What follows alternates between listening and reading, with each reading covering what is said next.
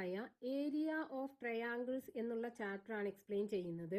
ഇവിടെ നമുക്ക് ഒരു ട്രയാങ്കിൾ അല്ലെങ്കിൽ ഒരു ത്രികോണത്തിന്റെ ഏരിയ അഥവാ പരപ്പളവ് എങ്ങനെയാണ് കാണുന്നത് എന്നാണ് പഠിക്കാനുള്ളത്. ഒരു റെക്ടാങ്കിൾ അല്ലെങ്കിൽ ചതുരത്തിന്റെ ഏരിയ എങ്ങനെയാണ് കാണുക എന്ന് നമുക്കറിയാം. ഇവിടെ നമുക്കൊരു റെക്ടാങ്കിൾ തന്നിട്ടുണ്ട്. ഇതിന്റെ വിഡ്ത്ത് 6 സെന്റിമീറ്ററും ഹൈറ്റ് 4 സെന്റിമീറ്ററുമാണ്. അതായത് വീതി 6 സെന്റിമീറ്ററും ഉയരം 4 സെന്റിമീറ്ററുമാണ്. അപ്പൊ ഇതിന്റെ ഏരിയ എങ്ങനെയാ കാണുക? ഇതിന്റെ ഏരിയ ഈക്വൽ ടു ഇതിന്റെ വിഡ്ത്തും ഹൈറ്റും കൂടെ മൾട്ടിപ്ലൈ ചെയ്താൽ മതിയാലോ. അതായത് 6 × 4 ഈക്വൽ ടു 24 സെന്റിമീറ്റർ സ്ക്വയർ കിട്ടും. അതായത് 24 ചതുരശ്ര സെന്റിമീറ്റർ. ഇനി നമ്മൾ ഈ റെക്ടാങ്കിളിനെ ഹൊറിസോണ്ടൽ ആയിട്ട് ഇതുപോലെ 2 തുല്യ കഷ്ണങ്ങളാക്കി മാറ്റി.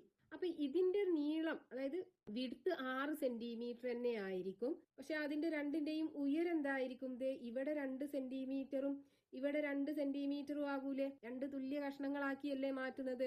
അപ്പൊ ഇനി ഇതിലുള്ള ഒരു പീസിന്റെ ഏരിയ എന്തായിരിക്കും? നോക്കൂ, ഏരിയ ഈക്വൽ ടു ഇതിന്റെ ലെങ്ത് ഇൻറ്റു ബ്രെഡ്ത്ത്.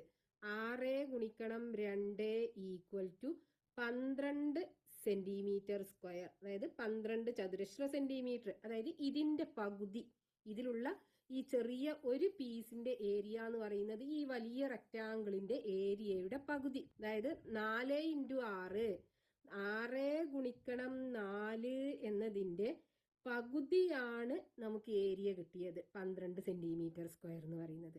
ഇനി ഇതേപോലെ നോക്കൂ, നമ്മൾ ഈ റെക്ടാങ്കിളിനെ വെർട്ടിക്കൽ ആയിട്ട് ഇതുപോലെ 2 കഷ്ണങ്ങളാക്കി മാറ്റുകയാണെന്നുണ്ടെങ്കിൽ, രണ്ടും തുല്യ സൈസിലുള്ള പീസുകളാണെന്നുണ്ടെങ്കിൽ ഓരോന്നിന്റെയും ഏരിയ എങ്ങനെ ഉണ്ടാവും? ഇതിന്റെ രണ്ടിന്റെയും ഉയരം 4 സെന്റിമീറ്റർ വെച്ച് തന്നെ ആയിരിക്കും. പക്ഷേ ഇതിന്റെ വീതി മാറുമല്ലോ. ഇവിടെ മൊത്തം 6 ആണെന്നുണ്ടെങ്കിൽ ഇവിടെ 3 സെന്റിമീറ്ററും ഇവിടെ 3 സെന്റിമീറ്ററും ആയിരിക്കും ഉണ്ടാകുക. ഇനി ഇതിലുള്ള ഒരു പീസിന്റെ ഏരിയ എന്ന് പറയുന്നത് എന്തായിരിക്കും? Area is equal to length into breadth. 3 × 4 equal to 12 centimetre square കിട്ടും. അതായത് 12 ചതുരശ്ര സെന്റിമീറ്റർ.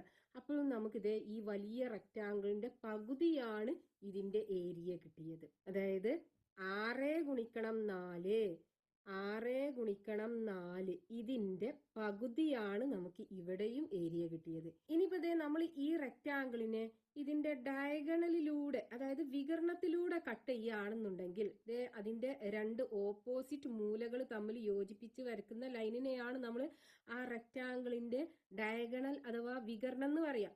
ഇതിന്റെ വികരണത്തിലൂടെ ഇതിനെ 2 തുല്യ കഷ്ണങ്ങളാക്കുകയാണെന്നുണ്ടെങ്കിലോ